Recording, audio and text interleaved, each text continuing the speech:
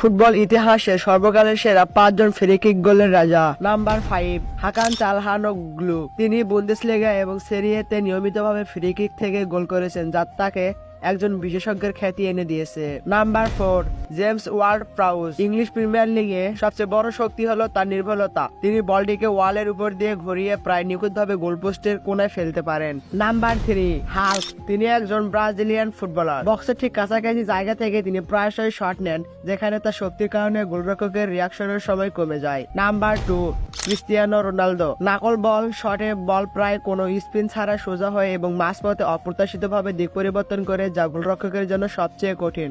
Number 1 দেখার আগে আপনি যদি আল্লাহকে ভালোবাসেন, এই ভিডিওতে একটা লাইক দিন।